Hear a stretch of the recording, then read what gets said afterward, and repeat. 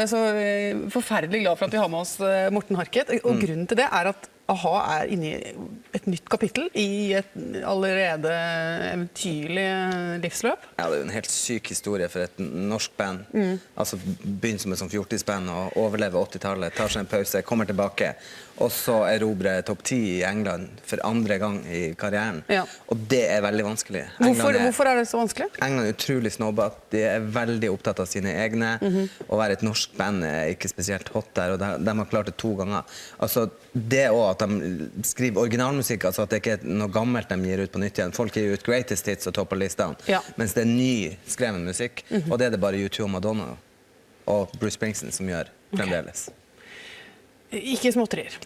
Vi har noe dokumentasjon på hvordan det blir når a-ha dukker opp og spiller kjøpesenterkonsert og signerer litt skiver. KMV, musikkbutikk. Møter sine nye og gamle fans. Touch me, how can it be?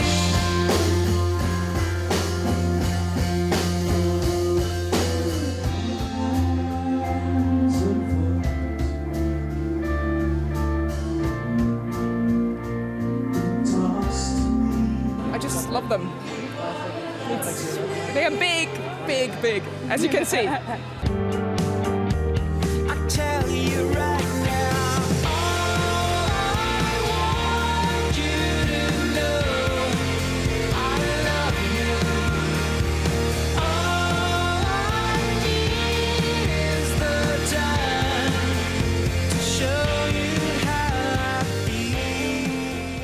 Her Morten Harket.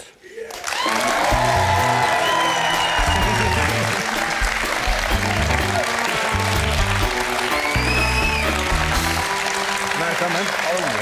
Hjertelig velkommen. Takk for det. Det nesten samme tilstanden her som det var i England. Ja, men jeg så på det innslaget før dette her. Jeg følte meg plutselig veldig passiv. Crumping? Kanskje jeg må bli crumping, ja. Hva med crumping? Kanskje det blir det neste? Ja, det jo det neste. Ja, men altså fyre opp at du kunne fyre av deg litt crumping i neste video. Vi får se på det bak etterpå her. Ja. Men jeg tror jo det litt av suksessen nå igjen at dere har holdt dere til det dere kan, liksom. Dere har ikke prøvd å gjort en Madonna. Ja, kan. Altså, vi har vel egentlig på en måte bare gjort det vi gjør. Altså, vi gjør det vi føler for å gjøre, kan du si. Per jo fryktelig begeistret nå, fyret opp og henrykt over denne fornyede suksess i England. Kjenner du også en sånn spesiell glede over det? Man skulle sammenligne gleder, da. Sånn, ja, det det. Ja. Det klart at det jo veldig gøy, rett og slett, for oss. Det samtidig viktig å ikke bli for... Det litt vanskelig, hva skal jeg si dette her? For det klart, en top 10 single i England far out, altså, som det heter. Det skal så mye til for at akkurat på en måte at de tingene skal falle på rett plass. Så det nesten sånn tombola-virksomhet, altså. Det som betyr mest for oss. Og da mener jeg ikke å på en måte... Det betyr jo veldig mye når sånt skjer, men selve hovedresponsen i England, som går på albumet, og som på en måte hovedarbeidet, og som det vi holder på med, betyr jo egentlig mer. Og det jo egentlig det arbeidet som ligger der fra vi startet til nå, som grunnlaget for den måten vi har blitt møtt på når vi kom tilbake. Det ligger ikke først og fremst i chart positions, på en måte, hitlisteplasseringene fra 1985, 6, 7. Selv om det også har enormt mye å si, for igjen så det så mye som skal til for at det skjer, men at det skjedde denne gangen underlig, for at de som kjøper singler, og dette basert primært på singelsalg, jo ikke det du naturlig ville tenkt var vårt publikum, altså. Virkelig ikke. Så jeg vet ikke hvorfor det også ble det. Men det må jo være ekstra godt, for at de jo utrolig kresen. De jo veldig glad i sine egne. Det ikke mange andre norske band med tilsvarende. Det vil jeg nok si alle nasjoner altså. Sånn sett. Det gjelder ikke bare engelskmennene det, men helt klart også der. Det gjør det. Du kan jo ikke komme hit uten at vi begynner å mimre litt, og få litt sånn 80-talls-flashback. Og så sender vi da Per ned i arkivet for å finne noe Det kunne du gjort før jeg kom, synes jeg. Men... Ja da. Nå skal vi vente en gode 10 minutter på å ta tida på gutten. Hvor langt raskt han klarer å løpe. Nei, men nå går jeg i arkivet. Det er jo laget mye sånn spesialprogrammer om dere, så det er jo, jeg har jo sett Take On Me 140 ganger, så jeg tenkte vi måtte greve litt ekstra dypt. Og jeg fant faktisk en artist som gjør en aha-låt som forklarer alle hvor stor dere var når dette skjedde, på et av de største amerikanske humorprogrammene, hvor hun på en måte skulle gjøre en parodi på låten. Se på dette. Hun dere, se nå på hun som gjør dette.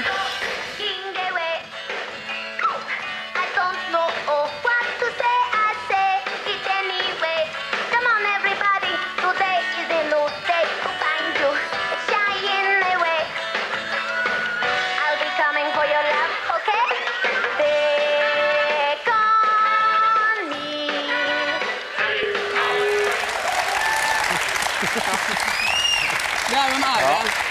Men hun jobbet litt fortsatt med å finne stilen sin på den tida. Jo, men det må jo være en stor ære. Ja, det er klart det er gøy, det. Det er det absolutt.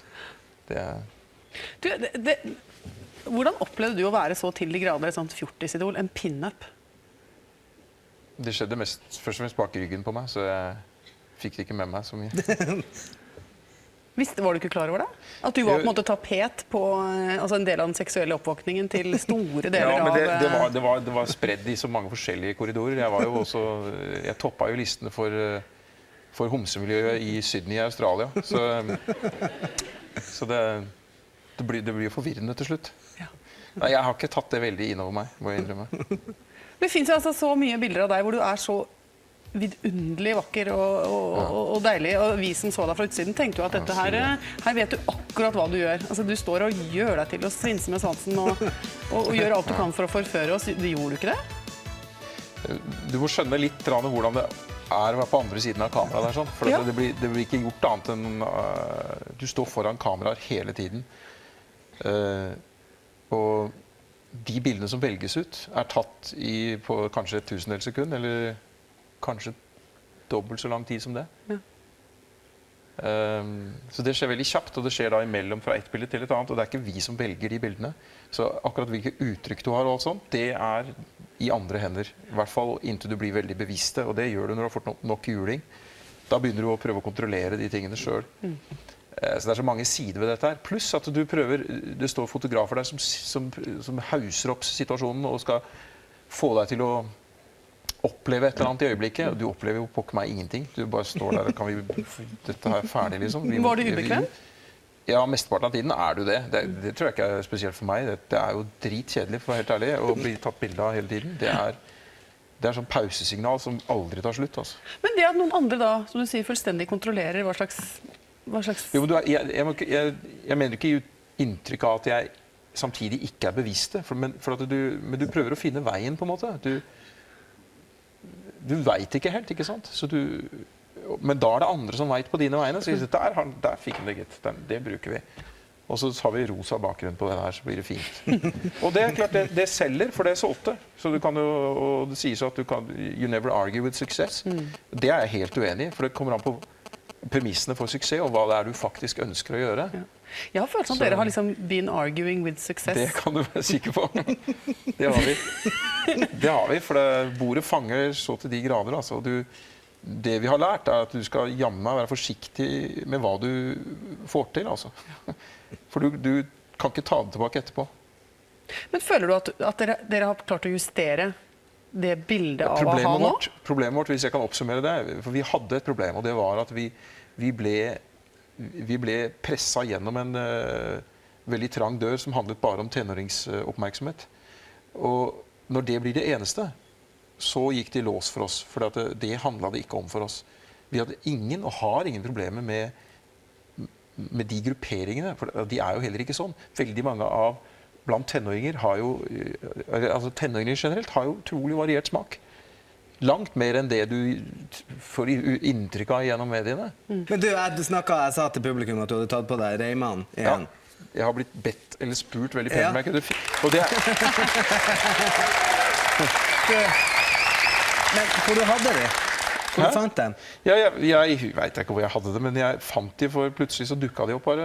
Dette er bare noen av de da. Jeg hadde jo... Har du en kubikk med... Nei, vi har flere enn disse. Vi har bilder for at av- når du har bært de lenge nok, så til slutt så lukter de så vondt at du må bytte ut, på en måte, om ikke annet enn så av hensyn til omgivelsene. Så. Men du, på samtidig som du begynte med det her, så var det Anne som også gjorde det. Og jeg vet at Magne har diskutert med broren hennes. Ja, ikke samtidig. Nå snakker de om Madonna igjen, bare så dere er klar over det. Men når de begynte å bli kjent, så var det fordi de hang på armen min når vi ble kjent. Ja. Og så var hun og stjal det. Rotta. Ja, der kan du se. Vi gjør ikke annet. Ikke bare parodierte hun på Saturday Night Live. Begynte å... Stjal ABBA og... Men det er heller ikke jeg som begynte. Det er faktisk min lillebror Kjetil som startet med de greiene her. Så likte jeg det, så plukket jeg det opp også. Og det var før alt det der igjen. Altså, broren til Madonna må egentlig diskutere med min lillebror. Ja. Jeg kjenner at det er et stevne vi kan komme tilbake til. For det var ikke sånn styling-orama når dere startet? Dere bare kledde på dere også? Jeg klippte mitt eget hår i 3 år, jeg i hvert fall. Da sto jeg bare sånn og... Så det var under hele den heyday-perioden, altså frem til 87 i hvert fall. 87-88, så... Så det var ikke stylister og... Nei. Det kan du antagelig se også, men poenget er at det funket på sett og vis. Men du, altså tilbake til Madonna. Hun går jo nå ikke med sånne armbånd lenger, men med et sånt rødt kabbalabånd. Og har funnet veldig ro i kabbalismen. Og du er også Kannibalismen, ja. Kannibalismen er jo hennes vei, faktisk. Du er også en fyr som tilsynelatende ikke er redd for å gå inn i de store spørsmålene og... Nei, jeg er mye mer redd for ikke å gjøre det, tror jeg. Vi har et lite klipp til fra en pressekonferanse. Dette må jeg bare se. Okay. I all enkelhet så tror jeg på en måte ikke kanskje lenger at den fysiske verden finnes. Det er liksom, det har jeg besluttet meg sist. Det er på en måte resultatet av et forsøk på en logisk tankerekke som handler om ingenting. Altså konseptet ingenting. Og fordi ingenting ikke finnes i denne verden, så kan jeg ikke helt skjønne hvordan denne verden kan finnes heller.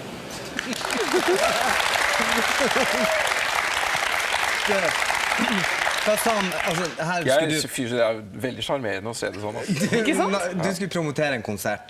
Ja, men det er jo pressen som sitter der, og de er jo, unnskyld meg, men de er jo så tjukke i huet når de sitter i stor samling. Da er de helt paralysert, de er lamma. Så det er nesten ikke én pressekonferanse som har noe fornuft i seg. Så du prøvde å tilføre litt, da? Eller? Altså... Ja, på sett og vis så prøvde jeg det, men for de presset jo på. Hva er det som opptar deg? For jeg sa at jeg er i grunnen ikke så opptatt av det de hadde lyst til å prate om. Og da sa jeg at dette er ikke forum for det, sa jeg. Jo, det var det absolutt. Kom igjen, kjør i veien. Nei, sa jeg, det er ikke det. Ok.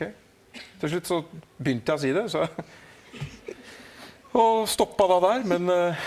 Og så var det første spørsmålet fra pressen hva jeg mente om fotballturneringen altså etter det utsagnet der. Men jeg vil bare si at jeg står for det jeg sa der fortsatt. Men hva ligger på nattbordet ditt? Det er jo et klassisk spørsmål. Men jobber du med metafysikk og filosofiske ting? Eller, altså, det er tannglasset og parykken. Ja, men leser du filosofi? Eller er dette sånn, er dette tankemessig jazz du holder på med her? Liksom sånn, vi begynner et sted å se hvor det ender. Nok en gang så er faktisk heller ikke dette forumet for en sånn diskusjon. For det er ikke plass til det. For du må gjennom... Du kan ikke engang stole på språket hvis du skal gå en sånn prosess som det. For du er nødt til å analysere alt du benytter av. Faktisk nødt til det, for at alt har blitt gitt en betydning. Og den er forutsatt en rekke gitte ting, kan du si, for at du skal kunne komme videre. Og da må vi inn i forutsetningene først. Derfor så skal vi ikke gjøre det her. Da bikker vi nok midnatt før vi blir ferdige. Ja. Men vi har et annet tema som kanskje egner seg bedre, og det er Mind the Majority. Ok. Som er kveldens band. Yeah. Ja, hva sier du til det? Welcome. Ja, ikke sant?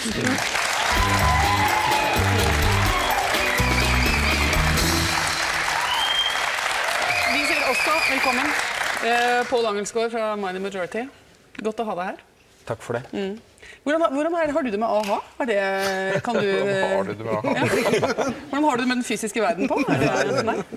Nei, jeg skjønner egentlig hva Morten snakker om. Jeg har skrevet litt, jeg jobbet litt med Oscar Wilde og sånn, som er veldig opptatt av språkting og sånn. Jeg tror jeg kjennetegner litt av den samme interessen for farer, altså sånne språklige feller, da, hvor man kan gå seg vill. Så ja. Jeg føler at dere to kanskje skal Fortsette etterpå. Ja, fortsette etterpå. Jeg tror det. Ikke Men da er sant? det jo dere som kan gå, da. Ja, men det er jo sånn musikalsk sett, da. Ja. Har det Du, jeg har en hatt en fullt av det er jo vært en stor del av min oppvekst, så det er jo ganske morsomt å sitte her og hilse på deg.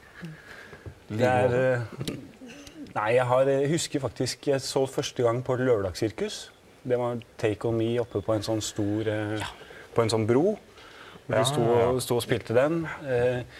Hunting High and Low har jeg hele den platen er jeg veldig glad i. Men den store juvelen er for meg Scoundrel Days, da, som jeg oppdaget når jeg hadde arbeidsuke i 8. klasse eller noe sånt, tror jeg, på ungdomsskolen.